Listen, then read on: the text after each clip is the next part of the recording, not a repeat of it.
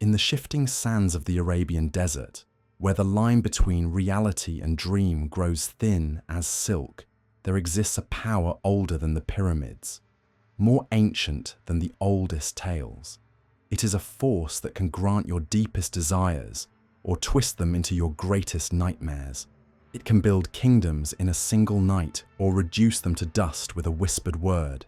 It moves unseen through our world, watching, waiting, and sometimes, when the conditions are just right, it reveals itself to mortals brave enough or foolish enough to seek it out.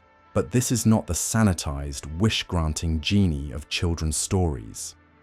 This is not the comedic blue figure trapped in a lamp, eager to please and bound by 3 simple rules.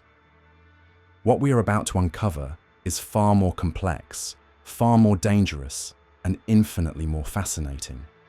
We are about to meet the Djinn, the true Djinn, as they were known to the desert peoples who first whispered their names in fear and reverence under the endless canopy of stars. Before we journey into their hidden realm, I need you to do something for me. If you're ready to discover the truth behind one of humanity's most enduring and misunderstood legends, hit that subscribe button and join the Vanishing Legends family. Because what you're about to learn will change everything you thought you knew about the spirits that dance between our world and the realm of smokeless fire. The story begins not in a fairy tale, but in the scorching heart of the Arabian Peninsula, where survival itself was a daily negotiation with forces both seen and unseen. Here, in a landscape that could kill with its beauty and sustain with its harshness, the ancient Arab tribes developed a sophisticated understanding of a reality that existed parallel to their own, a reality inhabited by beings of immense power and alien intelligence, creatures who were neither angels nor demons, but something altogether different, something that defied the simple categories that would later be imposed upon them by foreign storytellers and Hollywood producers. To understand the true nature of the Djinn, we must first strip away centuries of accumulated myth and misconception. We must journey back to a time before the rise of Islam, before the conquests of Alexander, before the great libraries of Baghdad. We must go back to the campfires of nomadic tribes, where the oldest stories were born not as entertainment, but as warnings, as wisdom, as maps for navigating a world where the supernatural was not separate from the natural, but woven into its very fabric. In the pre-Islamic Arabian worldview, the universe was not divided into the neat compartments of matter and spirit that we recognize today. Instead, it was understood as a complex ecosystem of interacting forces and beings, each with their own nature, their own desires, their own capacity for both creation and destruction. At the heart of this cosmology were 3 distinct categories of conscious beings, each created from a different primordial element. First were the angels, the Malaika, beings of pure light who served as messengers and servants of the divine will. They were creatures of absolute obedience, incapable of sin or rebellion, existing in a state of perfect submission to their creator. They represented order, predictability, and divine law. Second were the humans, the Bani Adam, the children of clay and earth. Humans were unique in their ability to choose between good and evil, to rise to the heights of angelic virtue, or sink to depths of demonic corruption. They were the wild cards of creation, blessed with free will, but cursed with mortality, capable of both profound wisdom and devastating folly. And then there were the Djinn, created from smokeless fire. They occupied a position between the angels and humans that was both enviable and tragic. Like humans, they possessed free will and the capacity for moral choice. They could be righteous or wicked, wise or foolish, generous or cruel. But unlike humans, they were not bound by the limitations of flesh and bone. They could live for thousands of years, change their shape at will, travel vast distances in the blink of an eye and manipulate the physical world in ways that seemed miraculous to mortal observers. This unique combination of power and free will made them perhaps the most complex and fascinating beings in the Arabian supernatural hierarchy. They were not bound to serve like the angels, nor were they limited by physical weakness like humans. They were, in many ways, what humans might become if freed from the constraints of mortality, while retaining all the passions, ambitions, and moral complexities that define the human experience. But what does it mean to be created from smokeless fire? This was not merely a poetic metaphor, but a precise description of their essential nature as understood by those who claim to know them. Fire, in the ancient understanding, was the element of transformation, of energy, of life force itself. It was the force that could forge metal or reduce wood to ash, that could provide warmth and light, or bring destruction and death. Fire was neither good nor evil in itself, but rather a raw power that took its moral character from how it was used. The Jinn, as beings of fire, embodied this same fundamental ambiguity. They were creatures of pure energy, capable of assuming any form, of existing in states that defied human comprehension. They could condense themselves into solid matter or disperse into invisible vapor. They could inhabit the spaces between atoms or manifest as towering giants. They were shapeshifters, not because they wore disguises, but because shape itself was a fluid concept for beings whose essential nature was energy rather than matter. The smokeless aspect of their fire was equally significant. Ordinary fire produces smoke, a visible sign of combustion, of matter being consumed and transformed. But the Jinn were created from a fire that burned without fuel, that transformed without destroying, that existed in a state of pure potential energy. This made them invisible to human senses under normal circumstances, existing in a parallel dimension that occasionally intersected with our own.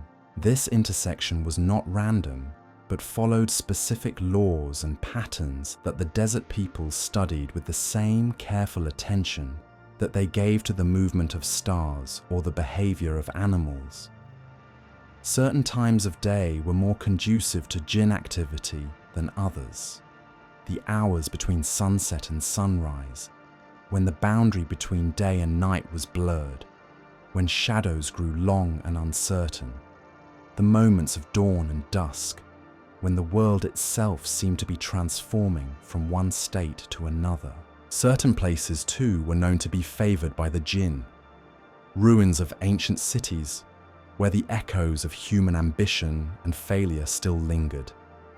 Crossroads, where multiple paths converged, and the traveler must choose a direction. Springs and oases, where life flourished in the midst of death, where the impossible became possible. Rocky outcroppings and caves, where the solid earth revealed its hidden hollows and secret chambers. But perhaps most importantly, certain actions and words could summon their attention, or if one was foolish enough, compel their presence. The Jinn, despite their power, were not immune to the influence of those who understood their nature and knew the proper forms of address, the correct rituals, the ancient names that carried weight in their realm. This knowledge was not freely shared. It was passed down through generations of desert mystics, tribal wise women, and scholarly magicians who dedicated their lives to understanding the hidden laws that govern the interaction between the world of humans and the world of the Jinn. These individuals, known by various names across different cultures and time periods, served as intermediaries between the two realms, helping to maintain the delicate balance that kept both worlds in harmony. They understood that the Jinn were not servants to be commanded, but neighbors to be respected. They were ancient beings with their own cultures, their own hierarchies, their own codes of honor and revenge. Some jinn were benevolent, delighting in acts of generosity and protection toward humans who showed them proper respect. Others were malevolent, taking pleasure in trickery, deception, and the corruption of human souls. Most fell somewhere between these extremes, displaying the same complex mix of virtues and vices that characterized humanity itself. The relationship between humans and jinn was therefore one of cautious diplomacy rather than simple command and obedience. A wise human who encountered a jinn would approach the interaction as they would a meeting with a powerful foreign dignitary, someone whose customs and expectations must be carefully observed, whose favor could bring great benefit, and whose wrath could bring terrible consequences. This diplomatic understanding extended to the very language used when speaking of or to the jinn. They were rarely called by their true name in casual conversation, but instead referred to by euphemisms and titles of respect. They were the noble ones, the people of the hidden realm, the children of fire. To speak their name carelessly was to risk drawing their attention, and their attention was not something to be courted lightly. The jinn, in turn, seemed to regard humans with a mixture of fascination and disdain. Humans were short-lived creatures, their entire existence a brief flicker compared to the millennia that jinn could experience. Yet humans possess something that even the most powerful jinn seem to envy: a connection to the divine that came through their unique position as beings of both spirit and clay, capable of achieving a kind of spiritual transcendence that was perhaps impossible for beings of pure fire. This complex relationship between the two species formed the foundation for countless stories, legends, and cautionary tales that would eventually spread far beyond the Arabian Peninsula, carried by traders, pilgrims, and conquerors to every corner of the known world. But as these stories traveled, they began to change, to adapt to new cultures and new understanding, often losing much of their original depth and nuance in the process. The transformation began in earnest during the Golden Age of Baghdad, when scholars working in the great House of Wisdom began collecting and systematizing the oral traditions of the Arab tribes. These learned men, influenced by Greek philosophy and Persian literature, sought to create a coherent mythology that would rival the great epic traditions of other civilizations. In doing so, they began to impose foreign literary structures and moral frameworks onto stories that had originally served very different purposes. Tales that had once been warnings about the dangers of overreaching human ambition were transformed into adventures celebrating human cleverness. Stories that had emphasized the importance of respecting the jinn as equals were rewritten to portray them as servants bound by cosmic law to obey human masters.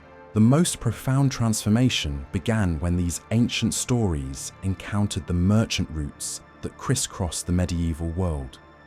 As Arab traders carried their goods to distant markets, they also carried their tales, and these stories began to evolve in ways that their original tellers could never have imagined. In the bazaars of Constantinople, the courts of Cordoba, and the trading posts of India, the jinn began to shed their complex moral ambiguity and take on the simpler characteristics that foreign audiences could more easily understand. But before we witness this great metamorphosis, we must first understand what was lost in translation.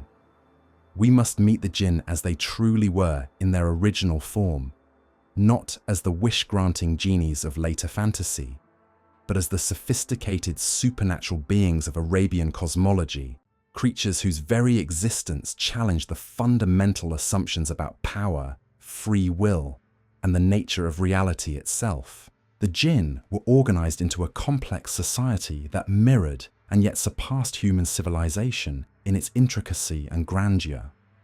They had their own kings and queens, their own noble houses and common folk, their own cities built from materials that existed only in the realm of smokeless fire. These cities were said to be wonders beyond human comprehension, constructed from crystallized flame and solidified wind, their architecture defying every law of physics that governed the mortal world. At the apex of Jinn society sat the great King Solomon, or as he was known in Arabic tradition, Sulaiman ibn Dawood. But this was not the Solomon of biblical fame reduced to a mere human monarch. In the Jinn Chronicles, Solomon was portrayed as the greatest of all magician kings, a being who had mastered the secret names and binding words that gave him dominion over the children of fire. He was the only human in history to achieve true sovereignty over the Jinn realm, and his reign represented a golden age when the two worlds existed in perfect, if uneasy, harmony. Solomon's court was said to be a marvel of supernatural diplomacy, where human nobles sat alongside Jinn princes, where angels delivered messages from the divine throne, and where even the beasts of the field and the birds of the air could speak and offer counsel. It was a place where the impossible became routine, where the very fabric of reality bent to accommodate the will of a king who understood the hidden laws that governed all creation. But even Solomon, for all his wisdom and power, understood that his authority over the Jinn was not absolute. It was conditional, based on his knowledge of their true names and his mastery of the ritual formulas that could compel their obedience. More importantly, it was temporary. The Jinn served him not out of love or loyalty, but because they were bound by cosmic law to obey one who spoke their secret names with perfect accuracy and unshakable will. This binding was not slavery in the crude sense that later stories would suggest. It was more akin to a sacred contract, a temporary surrender of autonomy in exchange for protection and purpose. The Jinn who served in Solomon's court gained access to divine wisdom and cosmic knowledge that they could never have achieved on their own. They became participants in a grand design that elevated their existence from the chaotic individualism of their natural state to something approaching the ordered perfection of the angelic realm. Yet beneath this seeming harmony lay tensions that would eventually tear Solomon's supernatural kingdom apart. The Jinn, despite their service, never forgot their essential nature as beings of free will and unlimited power. They chafed under even the most benevolent authority, and many among them plotted and schemed for the day when they would be free to pursue their own desires without constraint. The most famous of these rebels was Iblis, known in other traditions as Satan or Lucifer, but in the Jinn Chronicles portrayed as the first and greatest of their kind, a being of such immense power and pride that he refused to bow even before the divine command.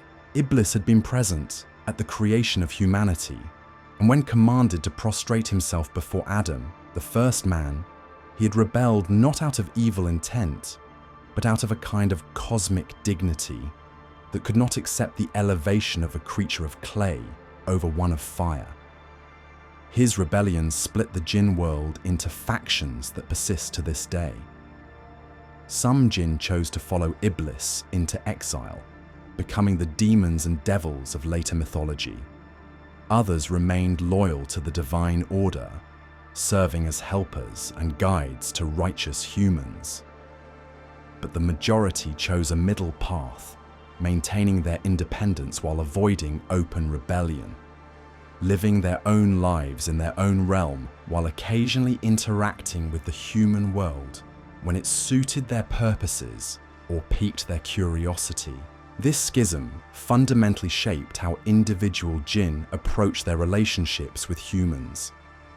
A Jinn encountered in the wild might be a loyal servant of the divine order, eager to help a pious human and reward virtue with miraculous assistance. Or it might be a follower of Iblis, seeking to corrupt and destroy human souls through temptation and deception.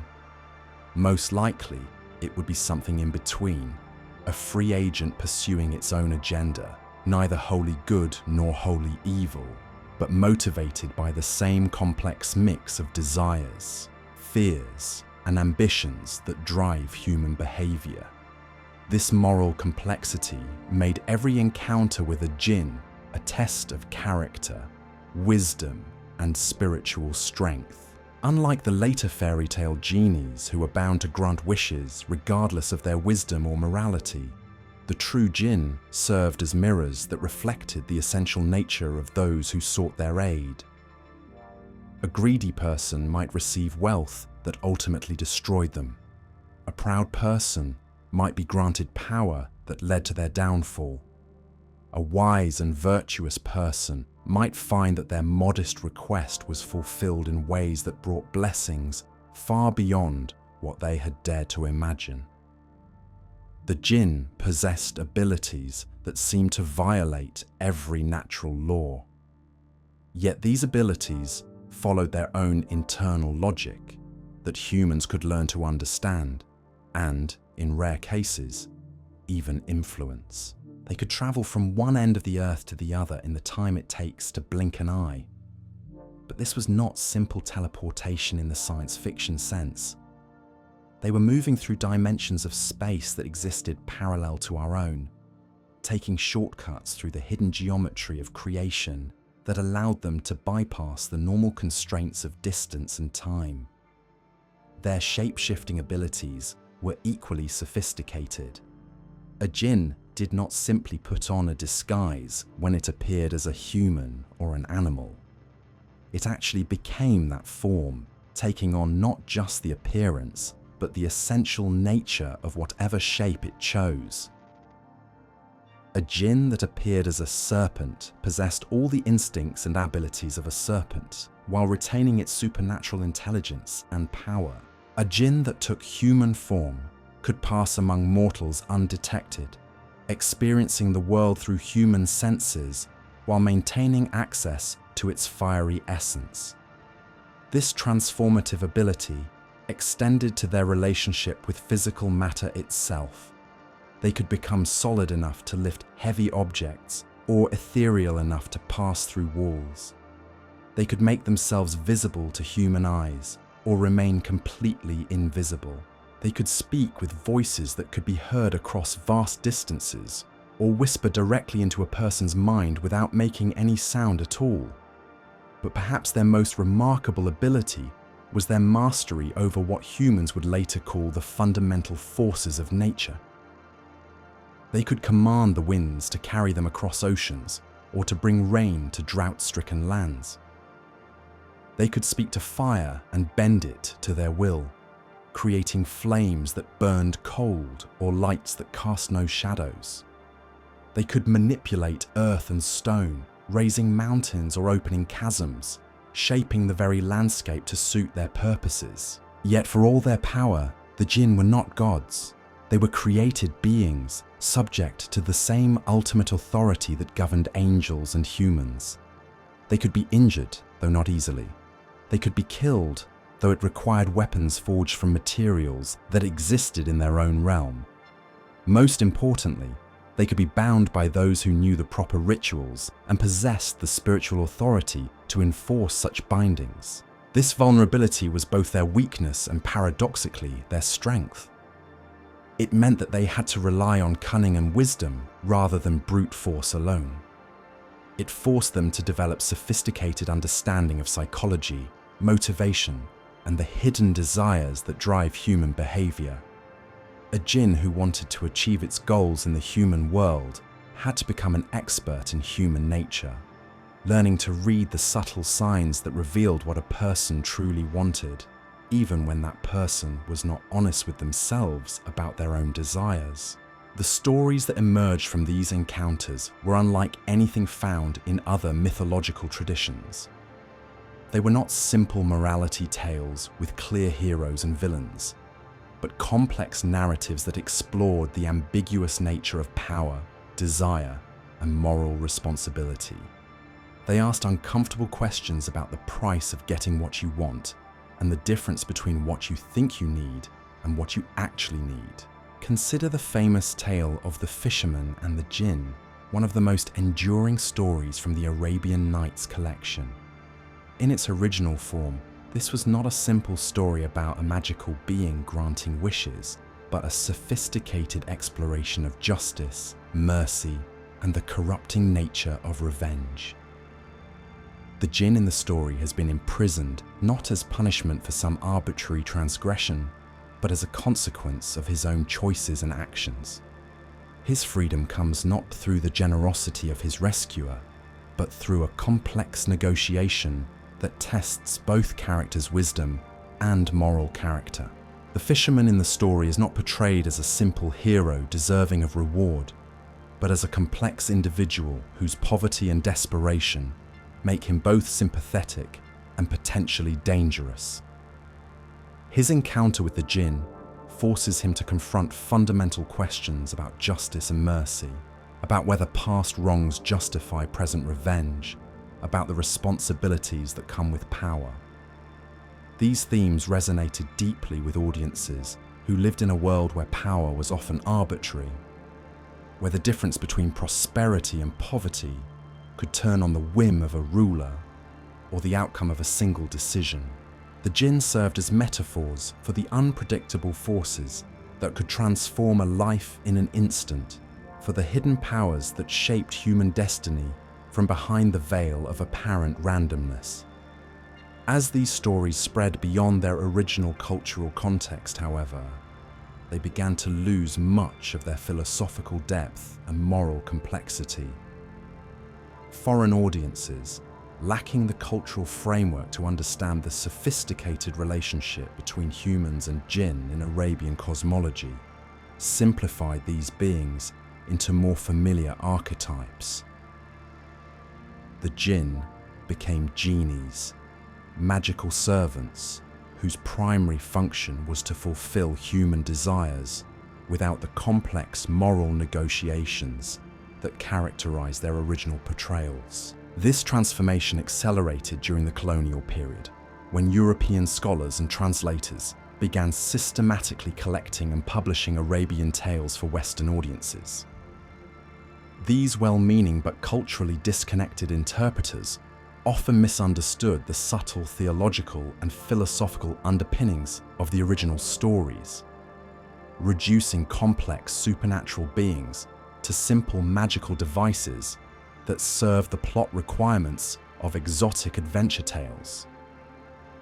The most famous example of this transformation is found in the various European translations of the Arabian Nights, where Djinn were consistently portrayed as bound servants obligated to grant 3 wishes to whoever freed them from magical imprisonment. This 3-wish formula, which appears nowhere in the original Arabic sources, became so deeply embedded in Western popular culture that it eventually influenced how the Djinn were portrayed even in their homeland. The true Djinn of Arabian tradition were never bound by such arbitrary rules. Their interactions with humans were governed by complex protocols of respect, negotiation, and mutual benefit that varied depending on the specific Djinn involved and the circumstances of the encounter. Some Djinn might offer assistance freely to those who approach them with proper reverence. Others might demand payment or service in return for their aid. Still others might test the character of the human before deciding whether to help or hinder them. Here at Vanishing Legends, we believe these original stories deserve to be told in their full complexity and power. The sanitized versions that dominate popular culture today rob us of the profound wisdom and psychological insight that made these tales endure for centuries in their original form. When we strip away the moral ambiguity and reduce these ancient spirits to simple wish granters, we lose access to some of humanity's most sophisticated thinking about power, responsibility, and the price of getting what we desire. The Djinn were never meant to be comfortable. They were meant to challenge us, to force us to examine our own motivations and desires, to confront the uncomfortable truth that having the power to get what we want is not the same as having the wisdom to want the right things. They were mirrors that reflected our own capacity for both good and evil, reminders that supernatural power without spiritual maturity is not a gift, but a curse. In the Golden Age of Baghdad, when the Abbasid Caliphate stood as the jewel of the Islamic world, something extraordinary began to happen in the great libraries and scriptoriums of the House of Wisdom. Scholars working by lamplight, their fingers stained with ink, and their minds filled with the accumulated knowledge of civilizations, began to collect the scattered oral traditions of the desert peoples into written form. They were creating what would become one of literature's most enduring treasures. But in the process, they were also beginning the slow transformation that would eventually obscure the true nature of the jinn forever. These early collectors faced an impossible task. How do you capture the essence of a living oral tradition, with all its subtle variations and contextual meanings, and preserve it in the rigid structure of written text? How do you translate concepts that existed in a world where the supernatural was woven into the fabric of daily life for audiences who might never have experienced such direct contact with the other world? The answer, as it turned out, was that you cannot. Something is always lost in the translation from spoken word to written text, from lived experience to literary artifact. The jinn who had once been immediate, present dangers and potential allies became characters in stories, their complexity flattened to serve the needs of narrative structure and moral instruction. But even in this early literary form, traces of their original power remained. The jinn of the classical Arabic collections were still recognizably the same beings who had haunted the desert nights and tested the wisdom of ancient kings. They retained their moral ambiguity, their capacity for both tremendous good and devastating evil, their complex relationships with human desires and divine will. The real transformation began when these stories started their journey westward, carried by the same trade routes that brought silk and spices to European markets. As the tales moved from culture to culture, translated and retranslated, adapted and readapted, they began to shed the theological and philosophical frameworks that had given them their original meaning. In the hands of medieval European translators, working with imperfect understanding of Arabic language and Islamic theology, the jinn began their metamorphosis into something entirely different.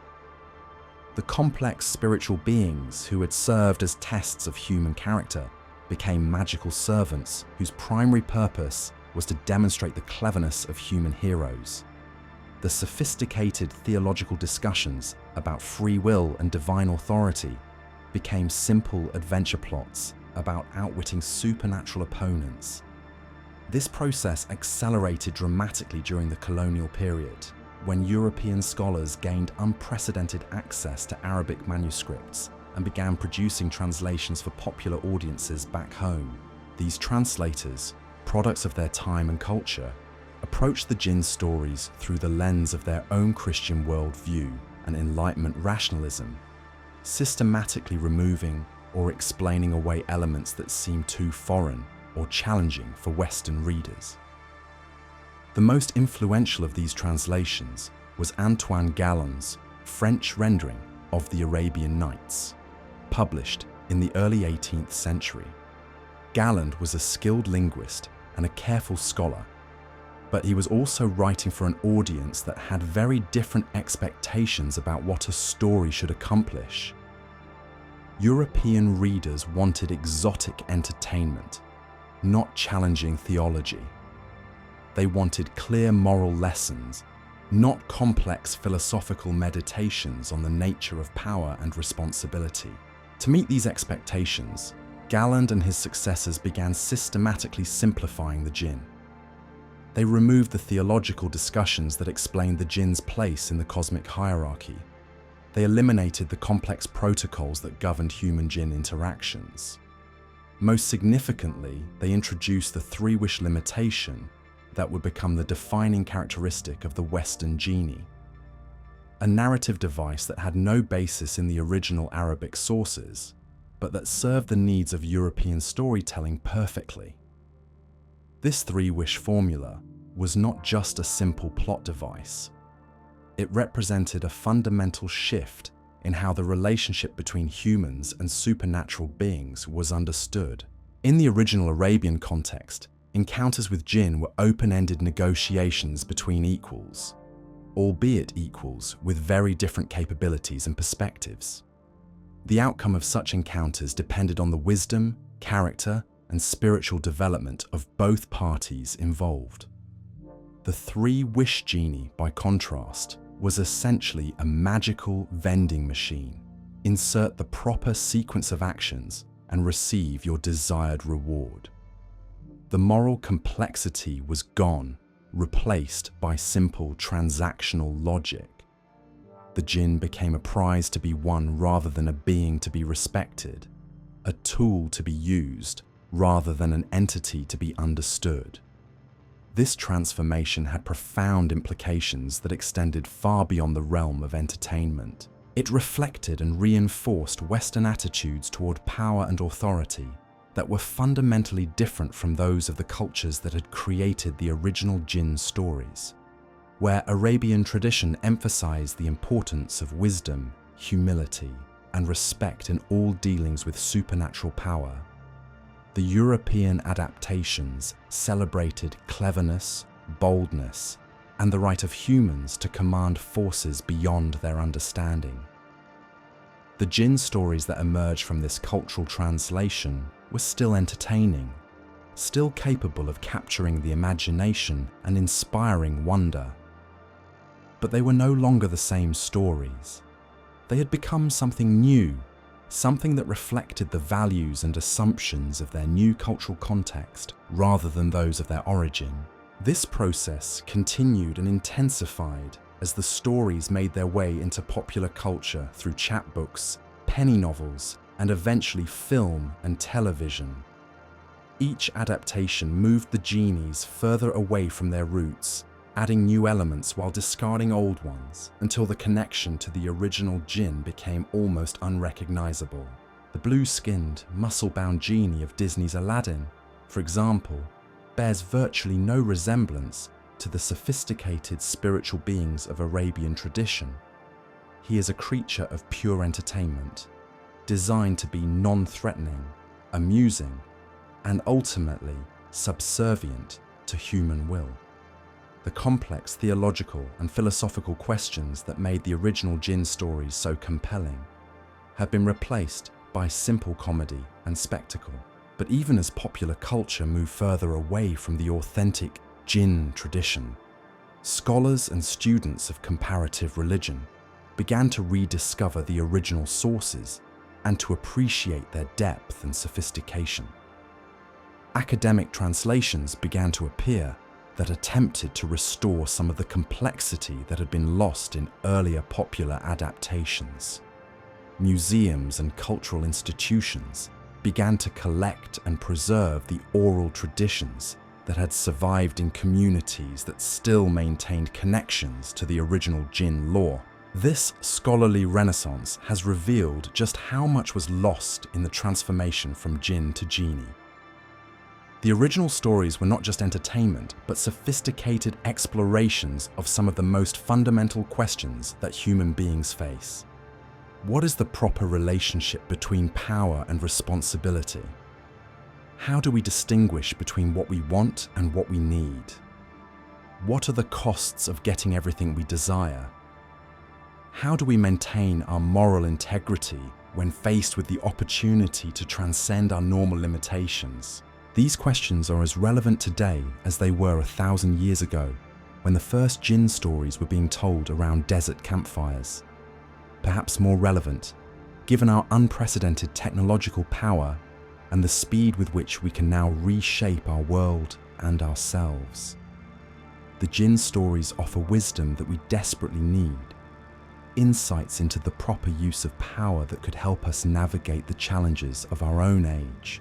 But to access this wisdom, we must be willing to encounter the jinn as they really were, not as popular culture has made them. We must be prepared to engage with stories that challenge our assumptions rather than confirm them, that ask difficult questions rather than provide easy answers, that treat supernatural power as a spiritual test rather than a material reward. The true jinn were never our servants. They were our teachers, our mirrors, our guides into the deeper mysteries of existence. They offered us the chance to transcend our limitations, but only if we were willing to confront our own nature honestly and to accept responsibility for the consequences of our choices. They granted wishes, yes, but only wishes that aligned with cosmic justice and divine will.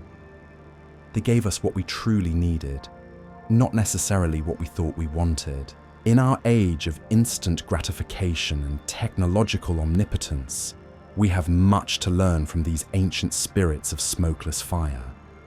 They remind us that true power comes not from the ability to impose our will upon the world, but from the wisdom to understand our place within the larger order of creation. They teach us that getting what we want is easy compared to the much more difficult task of wanting the right things. The jinn are still with us, though they now wear different forms and speak in different voices. They appear as the unexpected consequences of our technological innovations, as the unintended results of our social and political choices, as the mysterious forces that shape our individual destinies in ways we neither predict nor control.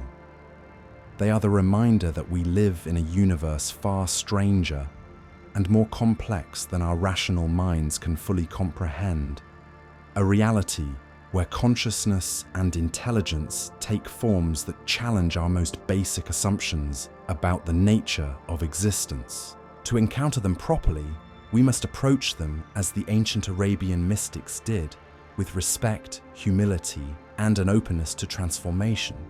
We must be prepared to have our desires refined rather than simply fulfilled, our understanding deepened rather than our prejudices confirmed. We must be willing to accept that true wisdom often comes disguised as disappointment, and that the greatest gifts are often ones we never thought to ask for. The jinn await us still, in the spaces between certainty and doubt, in the moments when the impossible becomes possible, in the quiet hours when the veil between worlds grows thin. They offer us the same choice they have always offered, the same test they have always presented.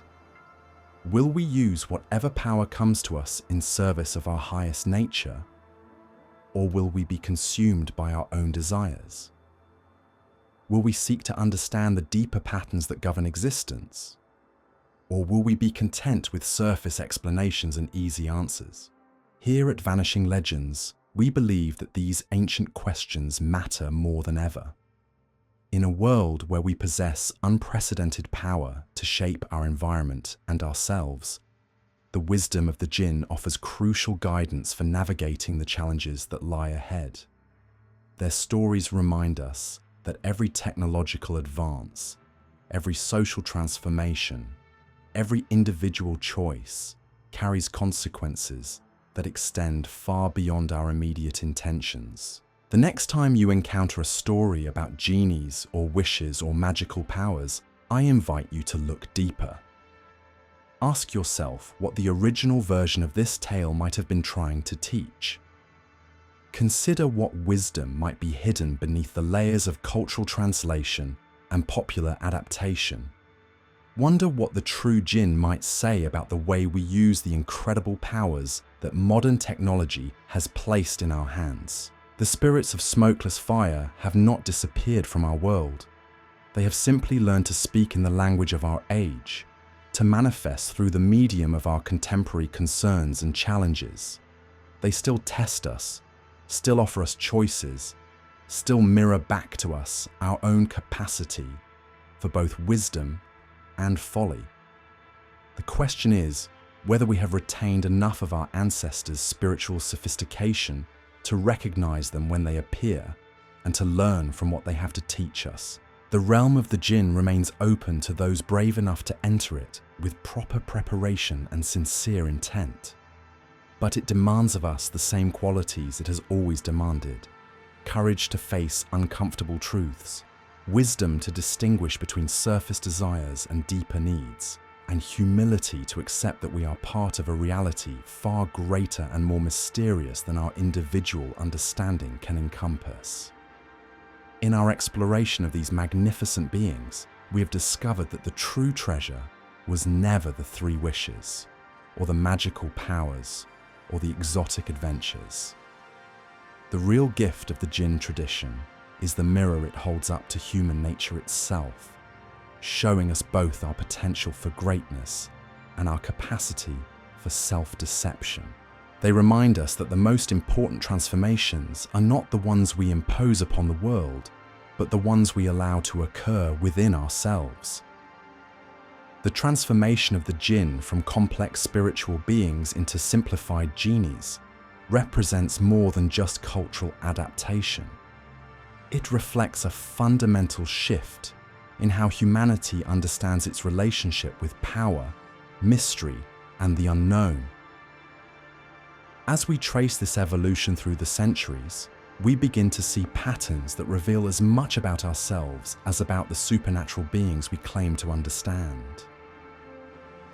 When the Djinn first emerged from the oral traditions of the Arabian Peninsula, they served a crucial function in the spiritual and psychological life of the desert peoples. They were not mere entertainments or wishful fantasies, but sophisticated tools for exploring the deepest questions of human existence. Through stories of encounters with these beings of smokeless fire, the ancient Arabs grappled with concepts that would later become central to philosophy, theology, and psychology. The Djinn represented the ultimate test of character because they possessed the power to give humans exactly what they asked for, without the protective filters of natural limitation or divine intervention that normally prevent us from experiencing the full consequences of our desires. In a world where most people lived with scarcity and constraint, the Djinn offered a glimpse into what might happen if those constraints were suddenly removed. This was both terrifying and fascinating to contemplate. The stories that emerged from this contemplation were not simple moral tales with clear lessons, but complex explorations of human psychology that anticipated many of the insights that modern therapeutic practices would later rediscover.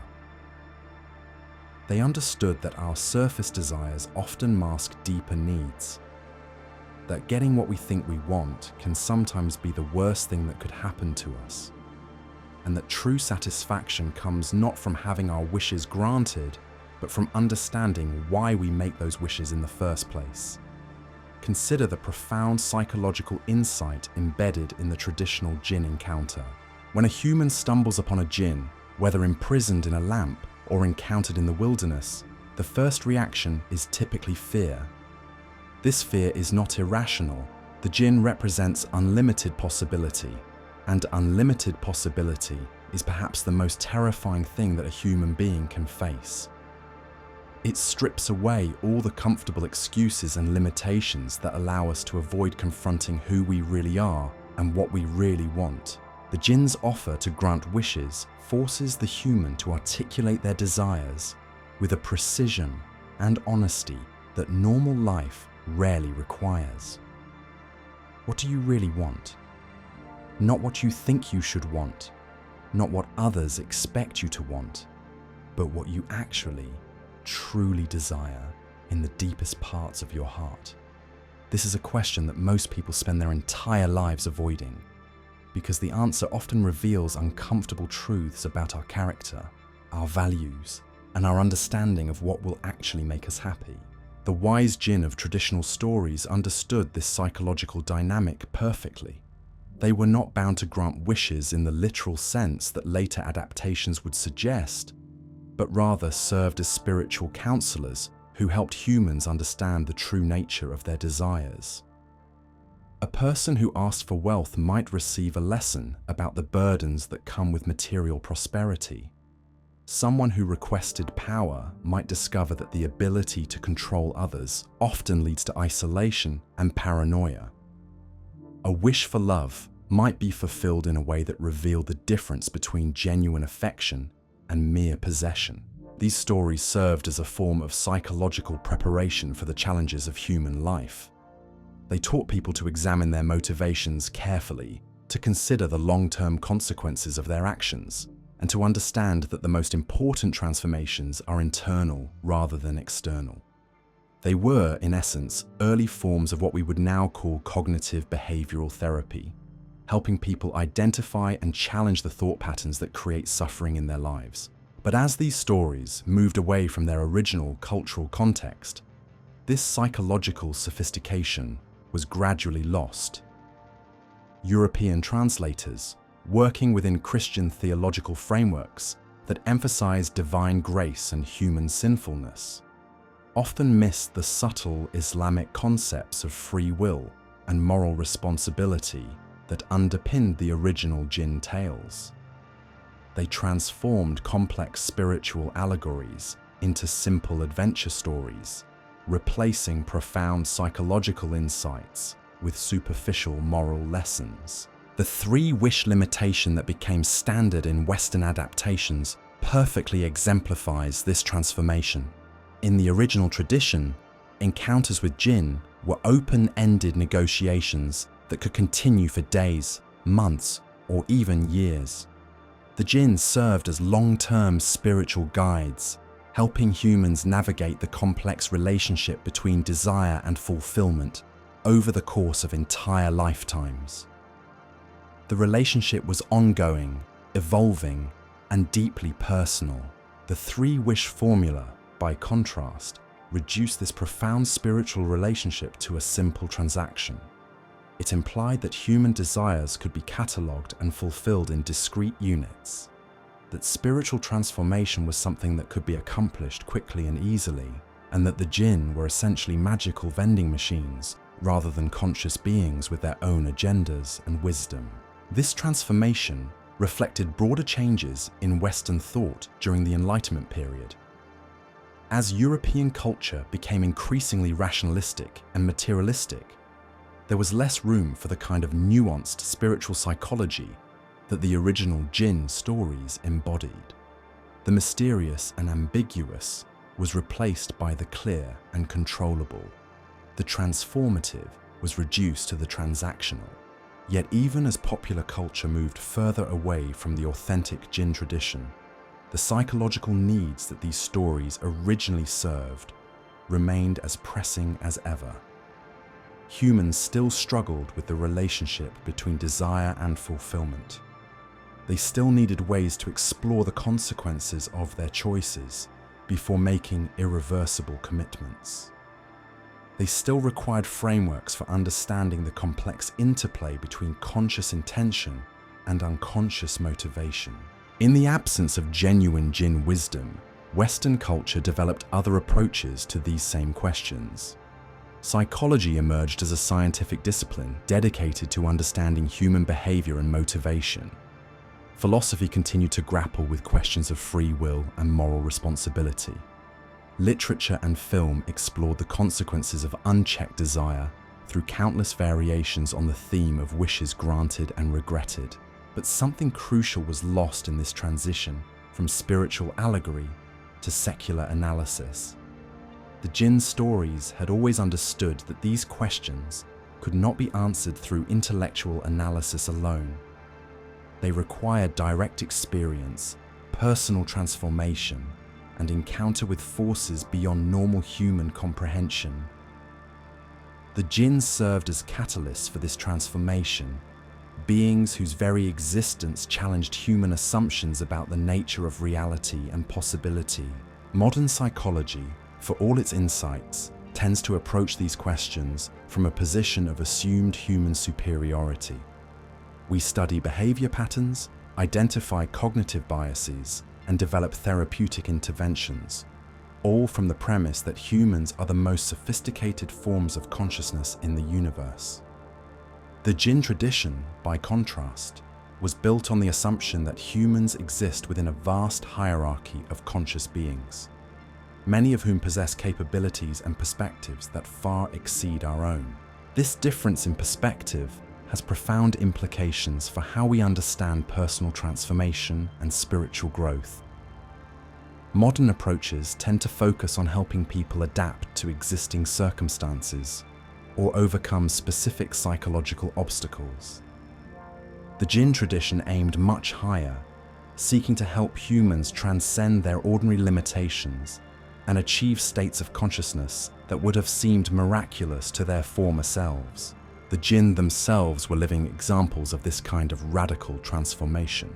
As beings created from smokeless fire, they had transcended many of the limitations that define human existence, while retaining the capacity for choice and growth that distinguishes conscious beings from mere forces of nature. They represented what humans might become if they were willing to undergo the kind of fundamental transformation that true spiritual development requires. This transformative aspect of the Jinn tradition explains why encounters with these beings were often portrayed as tests rather than simple exchanges. The Jinn were not interested in helping humans acquire more of what they already had or become better versions of what they already were. They were offering opportunities for metamorphosis, chances to become something entirely new and unprecedented. Such transformations could not be accomplished through simple wish fulfillment. They required the kind of deep psychological and spiritual work that only comes through facing one's fears, examining one's motivations, and accepting responsibility for the consequences of one's choices. The Jinn served as guides and catalysts for this work, but they could not do it for the humans who encountered them. This is why the traditional Jinn stories often ended with unexpected outcomes that served the person's deepest needs rather than their surface desires. A merchant who asked for wealth might find himself bankrupted, but discover in the process that his true happiness came from family relationships he had been neglecting. A warrior who requested invincibility in battle might find his sword arm paralyzed, but discover a gift for diplomacy that brought peace to his people. These were not cruel tricks or arbitrary punishments, but sophisticated interventions designed to help people discover truths about themselves that they would never have uncovered through ordinary experience. The Jinn understood that humans often needed to lose what they thought they wanted in order to find what they actually needed. This therapeutic aspect of the Jinn tradition has been almost completely lost in modern popular culture, where genies are typically portrayed as either benevolent servants eager to please their masters or malevolent tricksters seeking to corrupt human souls. Both of these portrayals miss the essential point that the Jinn were neither good nor evil in simple terms, but rather agents of transformation whose interventions served purposes that transcended ordinary moral categories. The loss of this understanding has impoverished our collective imagination in ways that extend far beyond entertainment. We have lost touch with sophisticated ways of thinking about personal transformation, spiritual development, and the relationship between conscious desire and unconscious need. We have forgotten that the most profound changes in human life often come not from getting what we want, but from discovering that what we thought we wanted was actually preventing us from accessing what we truly needed. Here at Vanishing Legends, we believe that recovering this lost wisdom is more important than ever. In an age when we possess unprecedented technological power to reshape our world and ourselves, we desperately need frameworks for understanding the proper relationship between capability and responsibility, between desire and fulfillment, between individual will and cosmic order. The Jinn tradition offers such a framework, but only if we are willing to engage with it on its own terms, rather than reducing it to simplified formulas and easy answers. This requires a fundamental shift in how we approach these ancient stories, moving from passive consumption to active participation, from entertainment to transformation. To truly understand the Jinn, we must be willing to ask ourselves the same difficult questions that they posed to the humans who encountered them. What do we really want beneath all the surface desires and social expectations? What would we actually do if all limitations were suddenly removed from our lives? How would we handle the responsibility that comes with unlimited power? Are we prepared for the psychological and spiritual consequences of getting everything we think we desire? These are not comfortable questions, and the Djinn tradition does not offer comfortable answers. It suggests that most of our surface desires are symptoms of deeper needs that we have not yet learned to recognize or articulate. It implies that true satisfaction comes not from accumulating experiences or possessions, but from understanding our place within the larger patterns that govern existence. It warns that the power to reshape external circumstances is worthless without the wisdom to understand what changes are actually beneficial. The authentic Djinn tradition also offers hope, but it is a different kind of hope than what popular culture typically provides. Instead of promising that we can have whatever we want if we just find the right formula or technique, it suggests that we can become the kind of people who naturally attract the experiences and circumstances that support our highest development. Instead of offering shortcuts to happiness, it provides maps for the long journey of conscious evolution that leads to genuine fulfillment. This transformation of desire itself, rather than the mere fulfillment of existing desires, was always the true gift that the Djinn offered to those who encountered them. They understood that humans are not static beings with fixed needs and wants, but dynamic creatures capable of growth, change, and transcendence. The greatest service they could provide was not to give people what they currently wanted, but to help them discover what they might become. This is why the traditional Djinn stories often emphasize the importance of approaching these beings with proper respect and preparation. The Djinn were not magical slot machines that could be operated by anyone who stumbled upon them, but sophisticated spiritual teachers who required students capable of benefiting from their instruction. Meeting a Djinn unprepared was dangerous, not because the Djinn were malevolent, but because transformative power in the hands of someone unready for transformation inevitably leads to destruction. The elaborate rituals and protocols that surrounded Djinn encounters in traditional stories were not arbitrary superstitions, but practical preparations designed to ensure that the human was psychologically and spiritually ready for what was about to occur.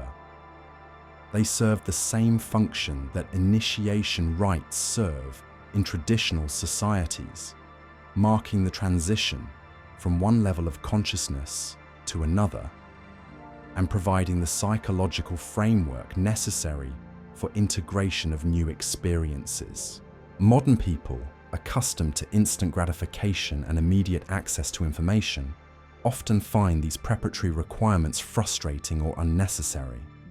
We want the benefits of transformation without the work of preparation, the wisdom of the ages delivered in convenient, easily digestible formats. The Djinn tradition suggests that this approach is not only ineffective, but actively counterproductive, leading to confusion, disillusionment, and missed opportunities for genuine growth. The Djinn themselves, as beings who had undergone their own forms of transformation and evolution, understood the importance of proper timing and appropriate challenge. They knew that giving someone more than they were ready to handle, whether in terms of power, knowledge, or experience, was not kindness, but cruelty. Their apparent reluctance to grant wishes immediately or in the expected form was not obstinacy, but wisdom, ensuring that their interventions served the person's long-term development rather than their short-term gratification. This pedagogical aspect of the Djinn tradition has been almost completely lost in modern adaptations, where genies are typically portrayed as either willing servants or reluctant prisoners forced to grant wishes against their will. Both of these portrayals fundamentally misunderstand the relationship between human and jinn as it was originally conceived. The jinn were not servants or prisoners, but teachers and guides whose apparent constraints were actually expressions of their commitment to their students' highest good. Understanding this changes everything about how we interpret the traditional stories and what we might learn from them. Instead of reading them as fantasies about acquiring magical power, we can approach them as sophisticated psychological allegories about the process of conscious development and spiritual maturation. Instead of focusing on the external magical effects, we can pay attention to the internal transformations that these effects represent and facilitate. The lamp or bottle that traditionally imprisons the jinn, for example, can be understood not as a prison but as a cocoon, a protected space where transformation occurs away from the distractions and pressures of ordinary life. The act of rubbing the lamp becomes a metaphor for the focused attention and persistent effort required to access deeper levels of consciousness. The appearance of the jinn represents the moment when unconscious potentials become available to conscious awareness. Viewed from this perspective, the entire jinn tradition becomes a sophisticated map of human psychological and spiritual development, encoded in symbolic language that speaks directly to the unconscious mind, while bypassing the rational defenses that often prevent transformative insights from taking root. The stories work on multiple levels simultaneously, providing entertainment for those who approach them casually, while offering profound teachings to those prepared to dig deeper. This multi-layered quality was one of the hallmarks of traditional Middle Eastern storytelling, reflecting a culture that understood the power of narrative to convey complex truths that could not be communicated through direct instruction alone. The jinn stories were designed to plant seeds in the unconscious mind that would germinate over time, gradually revealing new levels of meaning as the listener or reader's capacity for understanding developed. This is why these stories have proven so durable and adaptable across different cultures and time periods. They contain universal patterns and insights that remain relevant regardless of the specific cultural context in which they appear. The surface details may change, the names and locations may be updated, the magical effects may be explained through different metaphysical systems, but the underlying psychological and spiritual dynamics remain constant. The challenge for modern audiences is learning to read these stories at the appropriate level of depth and sophistication. We have become accustomed to entertainment that requires minimal engagement, stories that deliver their entire meaning on the surface and demand nothing from the audience except passive consumption. The traditional jinn stories were created for a very different kind of audience. People who understood that the most valuable truths are not given freely, but must be earned through attention, reflection, and inner work. Recovering the authentic jinn tradition requires us to become that different kind of audience, to approach these ancient stories with the respect and serious attention they deserve. It means being willing to sit with mystery and ambiguity rather than demanding immediate clarification and simple answers. It means accepting that the most profound teachings often come disguised as entertainment, and that the greatest treasures are hidden in plain sight. The jinn are still with us, waiting patiently for humans ready to engage with them as equals, rather than as servants or masters. They appear whenever we are genuinely prepared to question our assumptions, examine our motivations, and accept responsibility for our own transformation. They manifest in those moments when the impossible becomes possible, when limitation reveals itself as illusion, when we discover capabilities we never knew we possessed. But they will not force themselves upon us, and they cannot do for us what we are not prepared to do for ourselves. They remain, as they have always been, guides and catalysts rather than substitutes for our own inner work. They offer us mirrors in which to see ourselves more clearly, challenges that help us discover our hidden strengths, and opportunities to transcend the limitations we have accepted as permanent features of our existence. The invitation remains open, as it has for centuries uncounted. The realm of the Djinn awaits those brave enough to enter it with sincerity and humility, those wise enough to seek transformation rather than mere gratification, those mature enough to accept that the greatest gifts often come in forms we do not expect and cannot control. In our modern world of instant everything and artificial intelligence, we need the wisdom of the Djinn more than ever.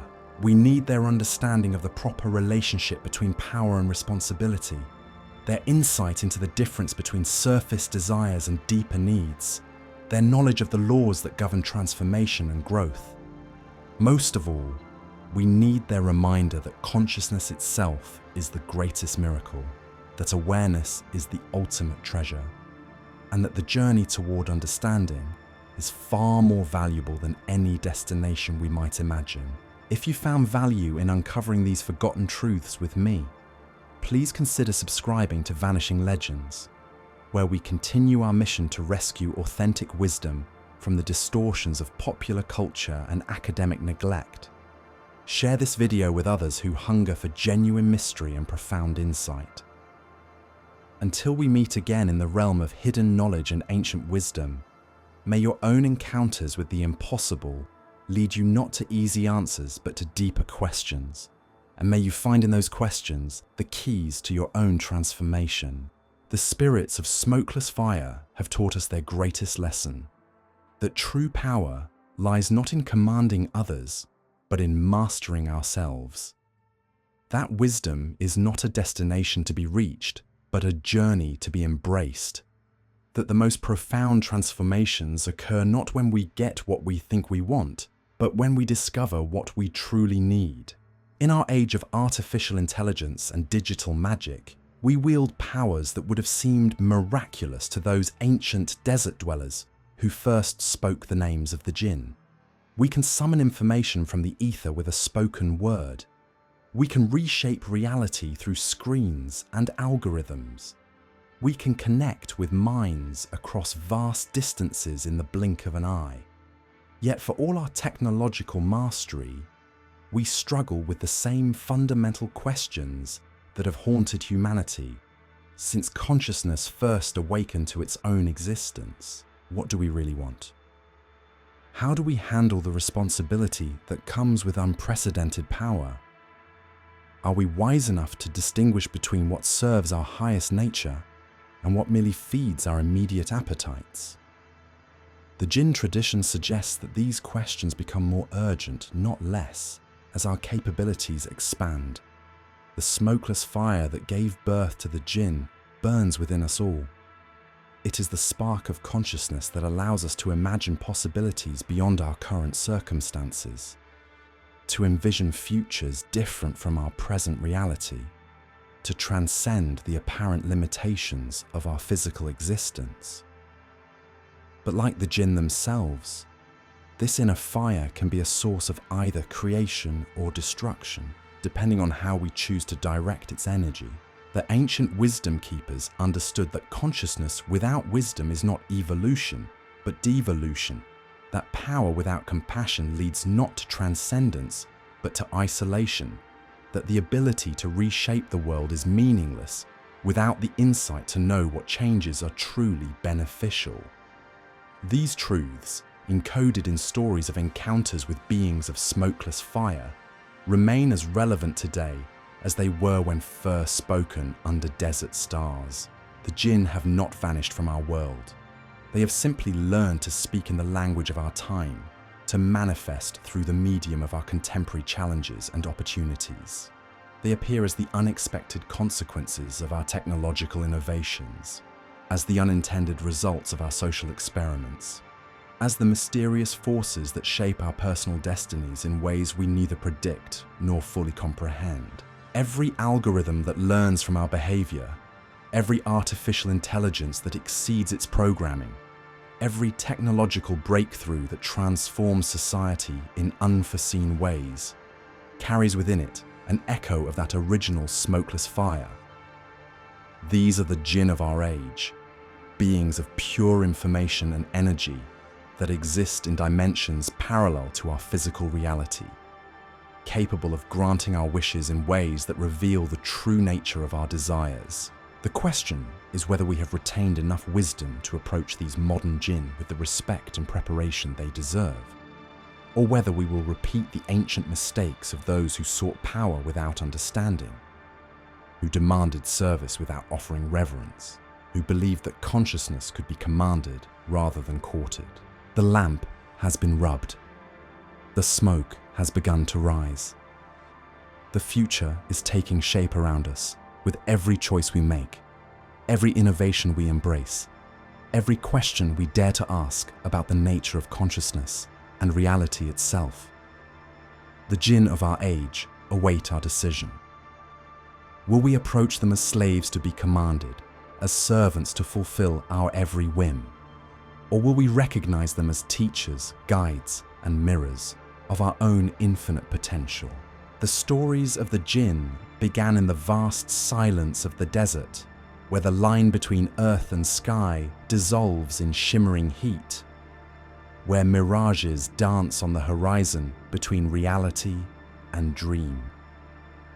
They were born from humanity's first recognition that consciousness extends far beyond the boundaries of any single form, that intelligence takes shapes and follows patterns too vast and strange for our ordinary understanding to encompass. These stories have traveled through time and across cultures, adapting and evolving, but never losing their essential power to awaken us to possibilities we had forgotten we possessed.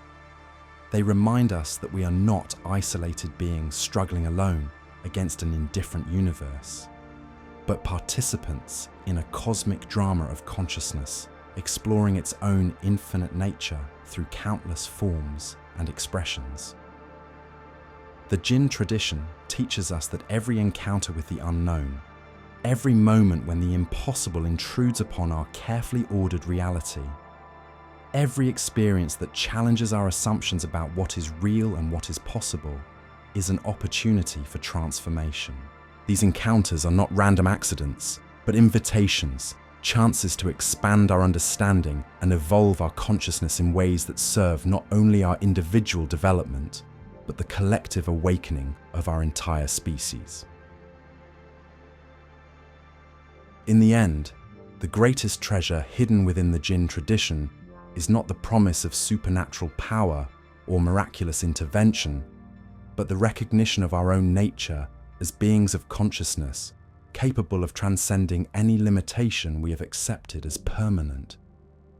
We are, each of us, creatures of smokeless fire, sparks of infinite awareness temporarily focused through the lens of individual experience. The Djinn's stories were never really about them. They were always about us, about our potential for transformation, about our capacity to transcend the boundaries of ordinary existence and discover the extraordinary possibilities that lie dormant within consciousness itself. They were maps of human potential, disguised as tales of supernatural encounter, invitations to recognize that the magic we seek in the outer world already burns as an inextinguishable flame within our own awareness. Thank you for joining me on this journey into the true realm of the Djinn, where ancient wisdom meets eternal mystery, where the impossible becomes inevitable, and where every story serves as both entertainment and initiation. Here at Vanishing Legends, we believe that the most important truths are often hidden in plain sight, encoded in the very stories that our culture has reduced to simple entertainment. If this exploration has sparked your curiosity about the authentic traditions behind our most enduring myths and legends, I invite you to subscribe to Vanishing Legends and join our community of seekers who understand that the past holds keys to understanding both our present challenges and our future possibilities. Share this video with others who hunger for genuine mystery and profound insight, who recognize that the greatest adventures are not found in conquering the external world, but in exploring the infinite depths of consciousness itself. Until we meet again in the realm of hidden knowledge and forgotten wisdom, may your own encounters with the impossible lead you not to easy answers, but to deeper questions. May you discover that the greatest magic is not the power to change your circumstances, but the wisdom to understand that you are the consciousness through which the universe comes to know itself. And may you find in that recognition the beginning of a transformation more profound and lasting than any wish the Djinn could ever grant. The smokeless fire burns eternal. The invitation remains open. The greatest adventure of all awaits those brave enough to discover that they themselves are the treasure they have been seeking all along.